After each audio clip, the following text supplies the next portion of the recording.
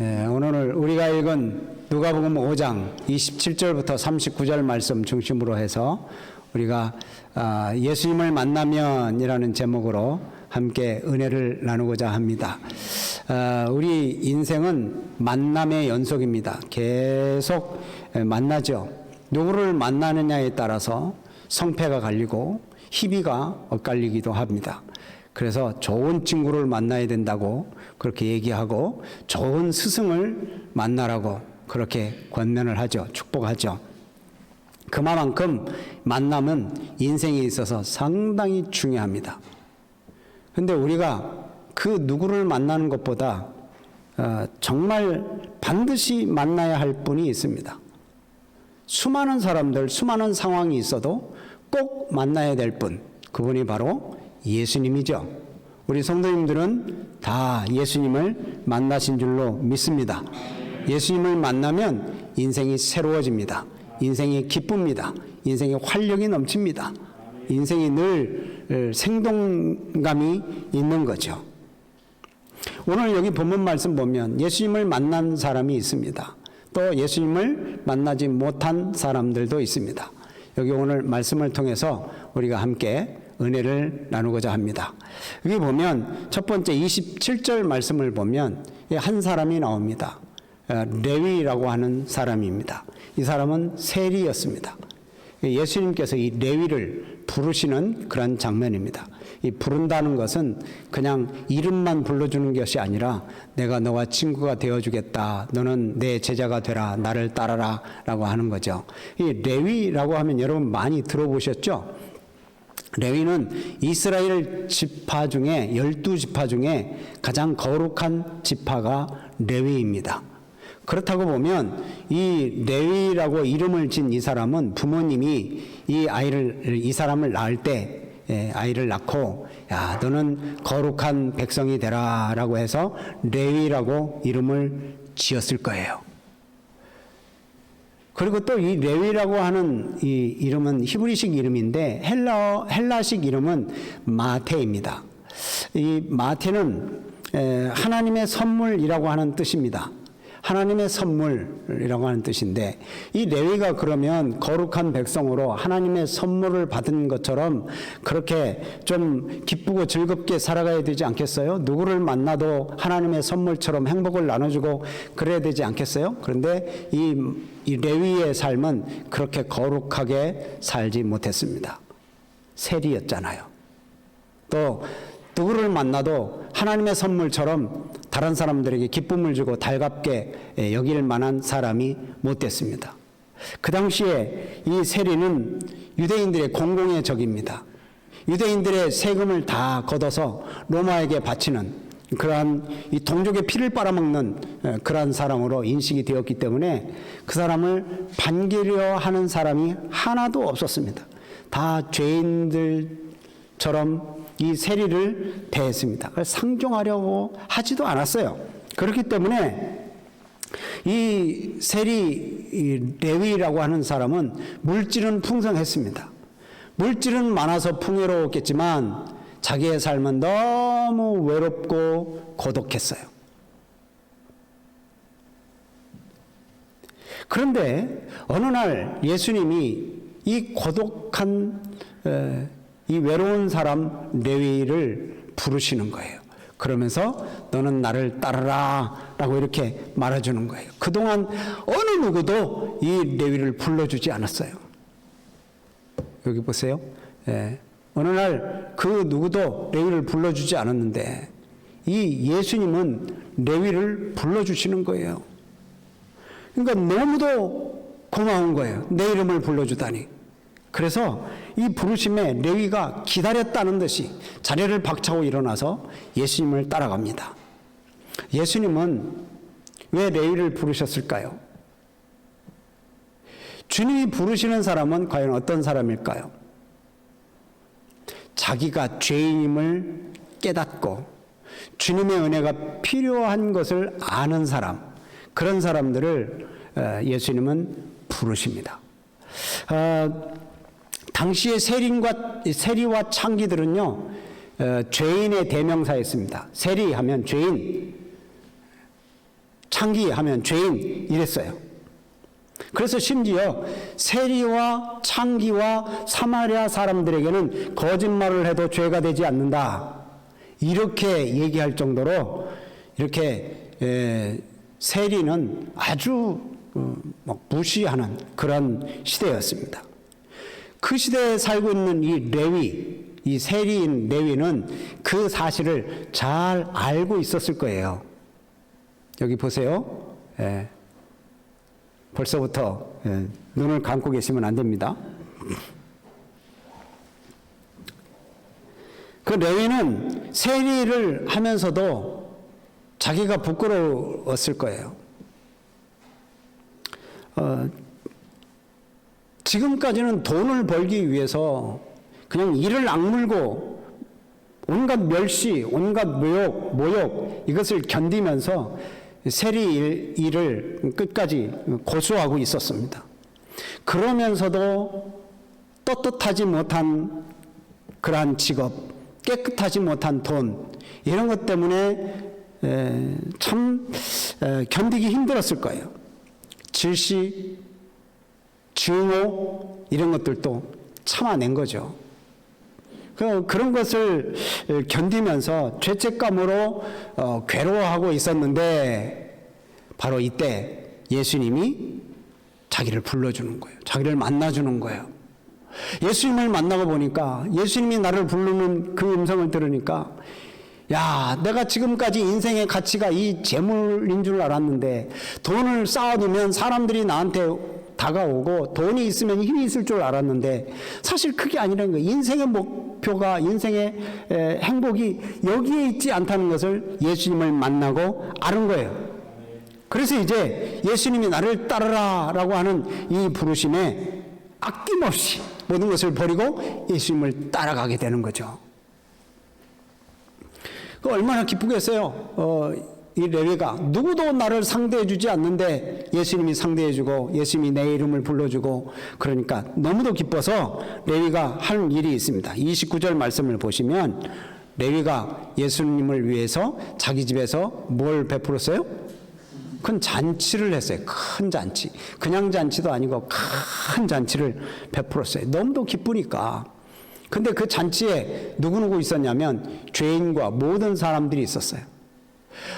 세리였던 이 레위가 사람들을 초청했으니 일반 사람들이 왔겠어요? 유대인, 이 이스라엘 백성들은 안 왔을 거예요.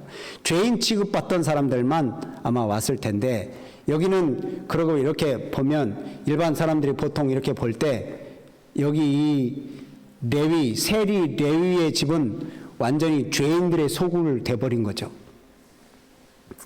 근데 모든 사람들이 막 죄인입니다. 다. 이스라엘 백성들이 볼 때는, 유대인들이 볼 때는 다 그렇죠. 그런데 예수님은 그곳에서 훈계하지도 않습니다. 설교도 안 하십니다. 그냥 그들과 먹고 마시면서 기쁨으로 함께 식사를 합니다. 주님의 눈에는 다 사랑스러운 하나님의 자녀들인 거예요. 그러니까 얼마나 이 분위기가 참 좋겠어요.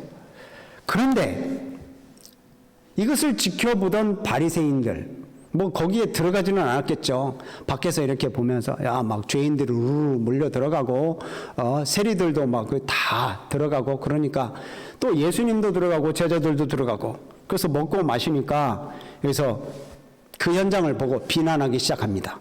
30절 말씀을 보십시오. 30절 거기 보면 파란색으로 제가 표시를 해놨죠. 너희가 어찌하여 세리와 죄인과 함께 먹고 마시느냐. 비난을 하기 시작합니다. 왜 죄인들하고 식사를 하냐. 이렇게 비난하는 이유는 두 가지가 있습니다. 이 거룩하고 능력 있으신 예수님께서 왜 죄인들하고 같이 식사를 합니까? 죄인들하고 같이 식사하는 것은 이건 참 더럽고 치욕스러운 일인데 그러지 말아야 될 거 아닙니까? 라면서 이제 더럽고 치욕스러운 일을 하지 말라는 것이고, 또 한 가지는 그래도 거룩하게 산다고 하는 이 바리새인들, 자기들을 제쳐놓고 저 죄인들하고 함께 먹는 그런 예수님의 모습을 보면서 이 참 불만이 섞인 거예요. 우리가 죄인보다, 우리가 세리보다 못하냐? 그런 것으로 이제 불만이 섞여서 예수님한테 얘기를 하는 거죠. 여기 보면 제자들한테 얘기를 하지만 사실 제자들한테 얘기를 하는 게 아니고 돌려서 예수님한테 지금 대놓고 얘기를 하는 거거든요. 그 예수님은 이 바리새인들과 서기관들의 그런 말에 일침을 가합니다. 그게 바로 이제 31절, 32절 말씀인데요. 함께 읽어봐요. 시작. 예수께서 대답하여 이르시되 건강한 자에게는 의사가 쓸데없고 병든 자에게라야 쓸데있나니 내가 의인을 부르러 온 것이 아니요 죄인을 불러 회개시키러 왔노라. 아멘. 예. 여기 보면 31절에 건강한 자에게는 의사가 쓸데없다 그렇게 말합니다. 이 건강한 자라고 하는 것은 육체적으로 건강한 자라고 우선 볼 수 있어요. 그런데 이 건강한 자라는 말 뜻에는 도덕적이고 또 윤리적으로 건강하다라는 뜻이 있어요. 이건 약간 좀 뉘앙스가 있는 그런 말인데, 이건 이제 도덕적으로 윤리적으로 건강하다, 내가 건강하다, 그런 것은 교만한 겁니다. 우리가 하나님 앞에서 정말 바른 사람이 어디 있겠어요? 그래서 여기 예수님께서 하시는 말씀은 건강한 자에게는 의사가 쓸데없다라는 것은 사실 그렇죠. 건강하면 의사가 쓸데없는 것처럼 여기는 여기 말씀은 나는 당신이 죄를 사해 주시는 그런 권세가 나에게는 필요치 않습니다. 왜냐하면 나는 의로운 사람이기 때문에 그렇습니다. 라고 생각하는 건강한 사람. 그러니까 그 사람은 교만한 사람인 거죠. 그래서 예수님은 빗대어서 지금 이렇게 말씀을 하는 겁니다. 그래서 여기 건강한 사람이나 의인이나 똑같은 거예요. 의인인, 자기가 거룩하다고 생각하는 사람들에게는 의사가 필요 없어요.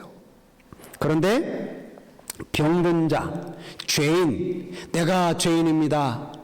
내가 하나님 앞에 감히 설 수 없는 그런 병든 자입니다. 영적으로 병든 자입니다라고 고백하는 그런 사람들에게는 이제는 의사가 필요하다는 거죠. 참 의사, 참 치료자이신 예수님, 그 예수님이 그들에게는 필요한 거예요.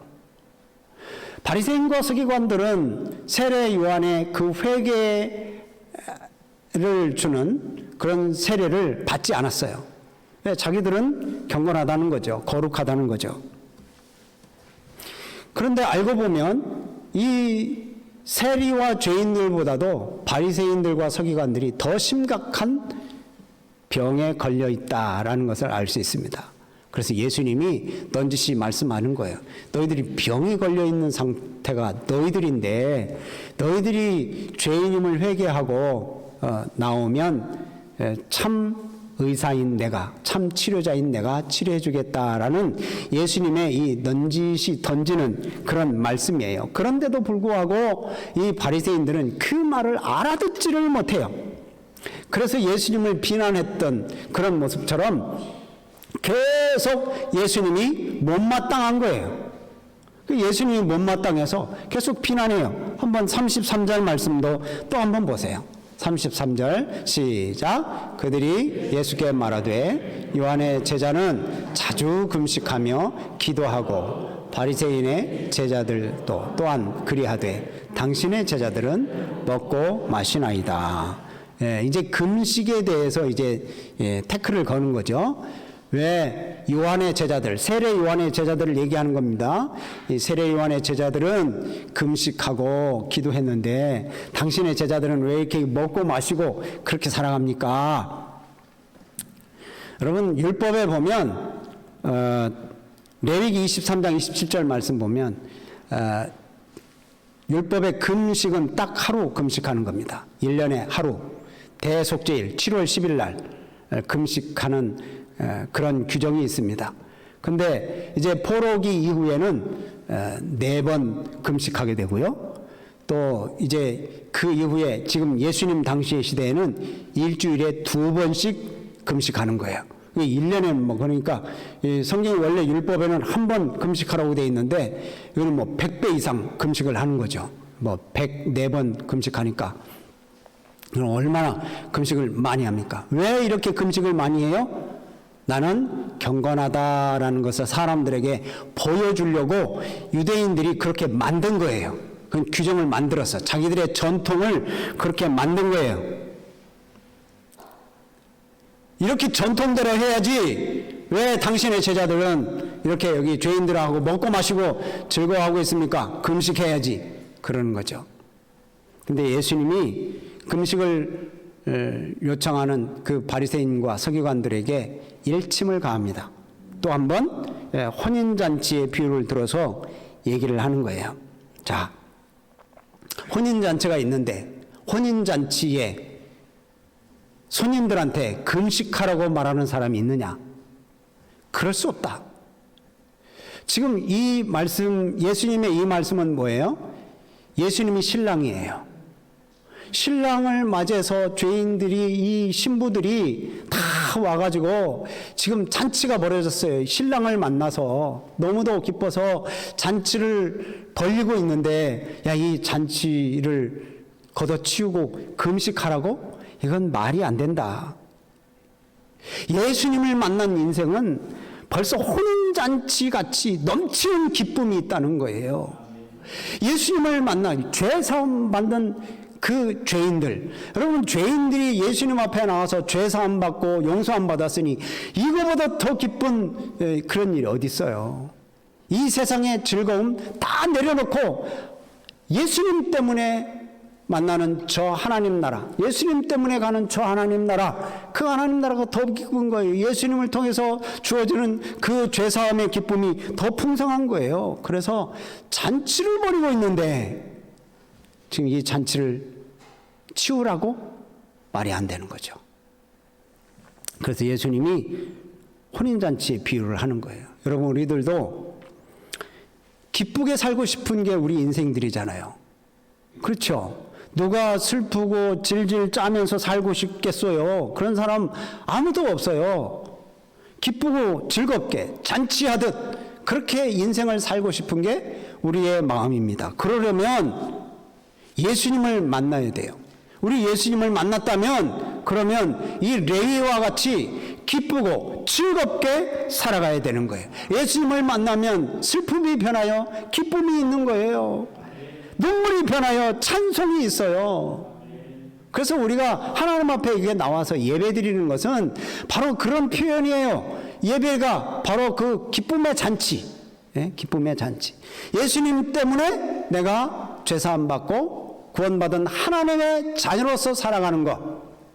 그래서 기뻐하는 거예요. 그래서 기뻐서 손을 들고 하나님을 찬양하는 거예요. 너무도 감격스러워서 나 같은 죄인 살리신 그 은혜에 놀라워서 감사해서 감격의 눈물을 흘리며 주님 앞에 예배드리면서 기도하는 거예요. 괜히 괴로워서 눈물 짜고 기도하고 탄식하고 그러는 게 아니라 우리 예수님 때문에 기뻐하고 감사하면서 하나님 앞에 나아가는 거예요. 그래서 우리 교회가 너무 경건해가지고 어떤 사람들 너무 경건해서 세속적인 사람들 거부하고 또 우리가 우리보다 더 거룩한 사람이 있으면 그 사람들 막 손가락질하고 그러는 거 아닙니다. 그런 교회가 사랑이 없는 거예요. 손을 들고 찬양하면 저 사람은 뭐 이렇게 대단한 믿음으로 저렇게 찬양하고 손을 들고 찬양하나.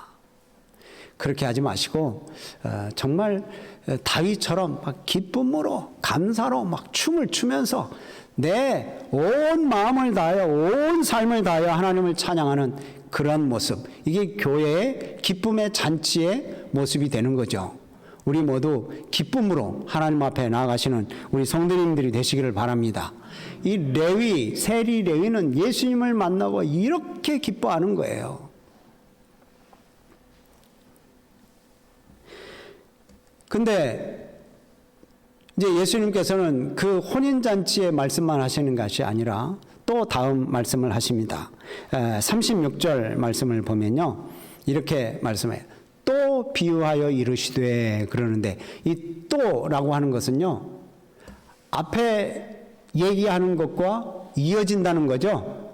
바리새인들과 서기관들이 비난하는 그 비난에 대한 대답이 계속 지금 이어지는 거예요. 또 비유하여 이르시되 하면서 예수님이 두 가지 비유를 더 얘기합니다. 새 옷 이야기, 새 포도주 이야기를 합니다. 새 옷 이야기는 뭐예요? 옷이 헐어졌어요. 이게 헌옷이에요. 헌옷. 찢어졌는데 이 찢어진 옷을 새로 기운이라고, 이 찢어진 옷을 새롭게 한다고 깨끗한 새 옷을 찢어서 헌옷에 붙이면 그건 맞는 얘기냐? 아니라는 거죠. 그래서 이제 이 36절 끝부분에 보면 그렇게 하는 것은 어울리지 않는다. 조화가 안 된다. 안 맞는다는 거예요. 왜요? 헌옷을 새 걸로 만든다고 새 옷을 찢는다는 것은 있을 수가 없는 거예요. 왜? 새 옷을 찢으면 새 옷이 다 버려지는 거예요. 그리고 헌옷에다가 새 옷을 대면 지금처럼 천이 좋은 것도 아니고, 그때 당시에는 이걸 이제 빨면 새 옷은 확 주니까 헌옷을 자꾸 잡아 당기니까 이 헌옷이 더 찢어지는 거예요. 그러니까 이것은 전혀 맞지 않는 거다.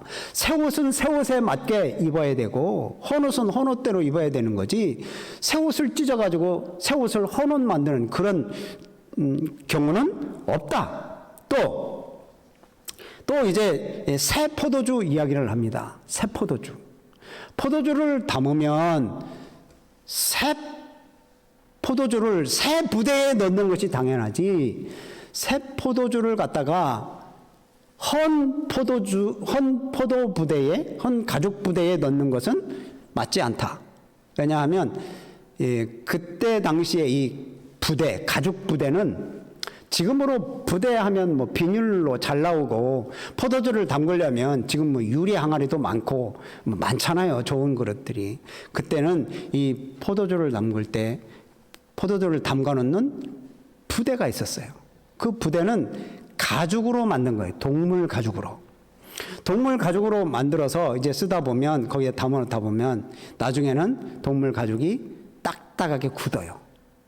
근데 이게 낡은 이 동물 가죽 부대가 새 포도주를 담아 놓으면 이 새 포도주는 발효가 되잖아요. 그럼 발효가 되면 막 이게 부풀어 납니다. 그러면 헌 가죽 부대는 딱딱하게 굳어서 신축성이 없기 때문에 터져버려요. 그러면 부대도 못 쓰고 포도주도 못 먹고, 그렇게 되니까 그렇게 되는 경우가 없다. 새 포도주는 새 부대에 담아야 된다. 새 부대는 신축성이 있거든요. 그래서 이 신축성이 있어서 발효가 되어서 이게 부풀어 놔도 그게 이제 터지지를 않는다는 거예요. 그러니까 새 포도주는 새 부대에 담아야 된다. 이 얘기는 왜 예수님께서 이렇게 얘기하십니까? 예수님이 오셔서 구약시대를 마감하고 이제는 신약시대, 새 시대로 이 시대를 열어가고 있는데, 너희들이 만든 그 전통, 하나님의 율법도 아니고 자기들의 전통으로 그렇게 금식을 정해놓고 하루에 일주일에 2번씩 금식하는 금식을 정해놓고 괴로워하고 그렇게 하라고, 그렇게 하는 것은 맞지 않다. 지금 예수님은 오셔서 우리들의 죄를 사해 주시고 그 죄인들을 품고 함께 기뻐하는 자리에 너희들이 전통의 잣대로 그렇게 재서 예수님 보고 틀렸다고 말할 수 있다는 건 아니라는 거예요. 새 시대에 맞게, 새 복에 맞게 조화될 수 있도록 그렇게 그릇을 준비하라는 거예요. 마음의 그릇을. 여러분, 우리들도 새 마음으로 예수님을 맞아들이시고 예수님의 말씀을 받으셔야 됩니다. 옛 전통, 옛 습관, 옛 고집, 옛 모습 가지고 하나님의 말씀을 받아들이려고 하면 안 돼요. 요즘 우리가 새로운 시대를 살고 있습니다. 이 코로나 때문에 참 우리가 뭐 이 신앙생활에서도 좋은 모습은 아니지만 그래도 이 변화를 추구한다고 하는, 또 예수님이 말씀하신 것처럼 새 그릇, 새 마음을 준비해야 한다는 그런 차원에서는 좀 생각해 볼 수 있어요. 왜냐하면 이 코로나 때문에 우리가 정말 절대로 이것만은 변할 수 없다라고 생각했던 것들이 그냥 바뀌어져서 일상이 되어버려요. 예를 들어 볼까요? 우리가 이제 예배 드릴 때 우리는 지금 다 마스크를 쓰고 있잖아요.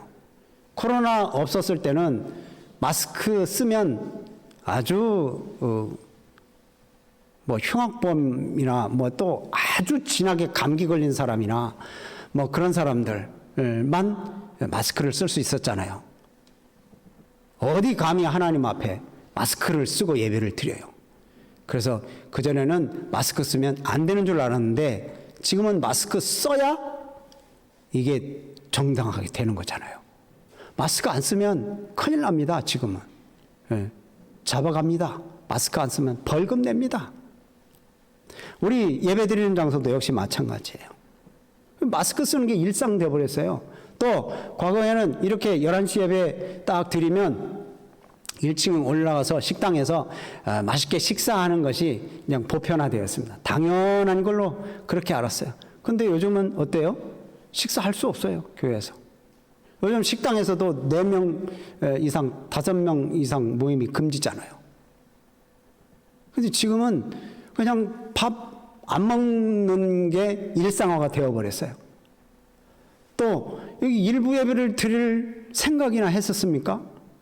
근데 이 코로나 때문에 일부 예배를 드리는 거예요.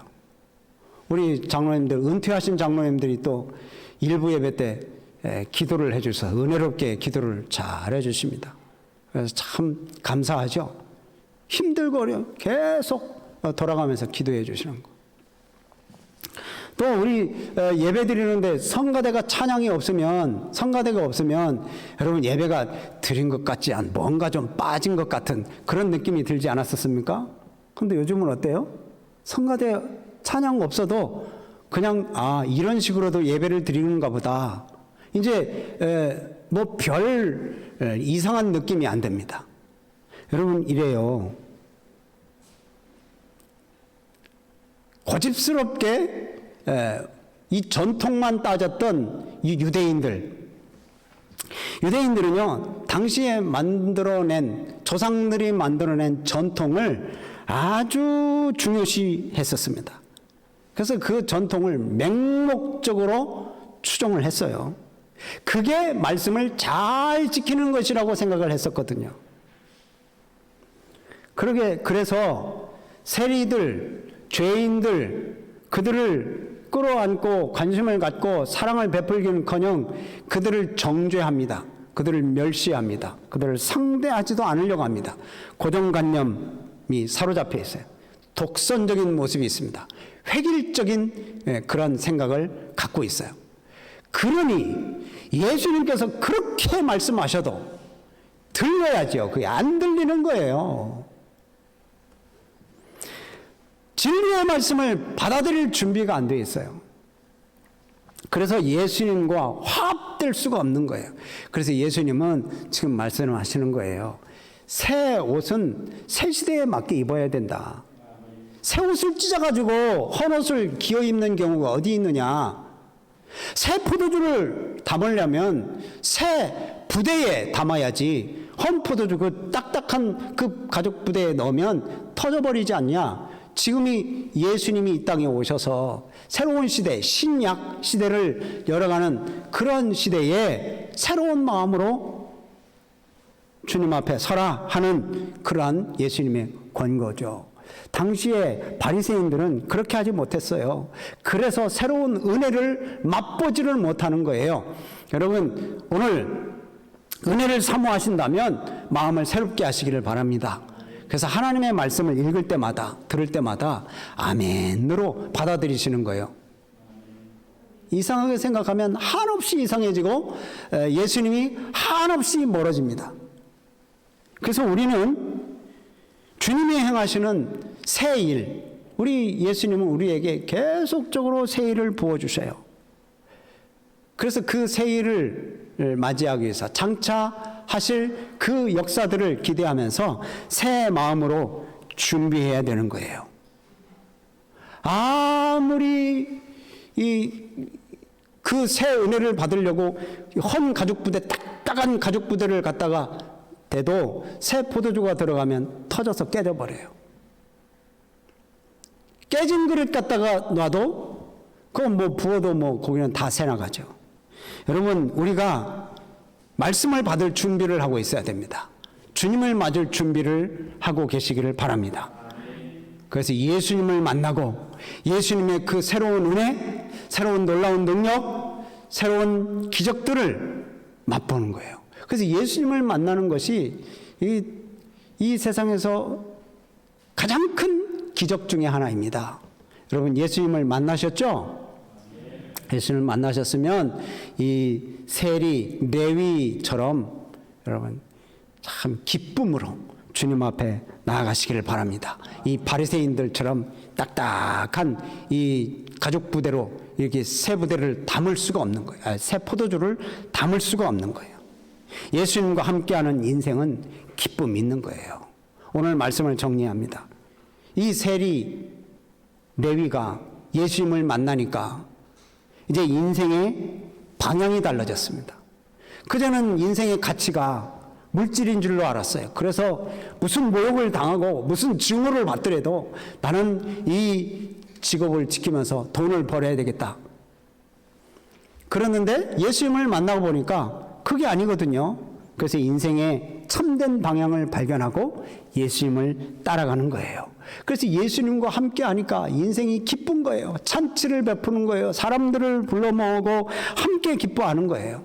여러분, 이 시대에 예수님께서 우리에게 새로운 은혜를 날마다 부어주십니다. 아멘. 그래서 이 은혜를 늘 맛보고 이 은혜 앞에 늘 감격하고 나아가는 거예요. 그래서 예수님으로 인해서 우리는 기적 같은 인생을 살아가시기를 바랍니다. 평범한 인생이 아니라 이제 예수님 때문에 멋지고 행복하고 아주 기적 같은 인생을 살아가시는 우리 성도님들이 되시기를 주님의 이름으로 축복합니다.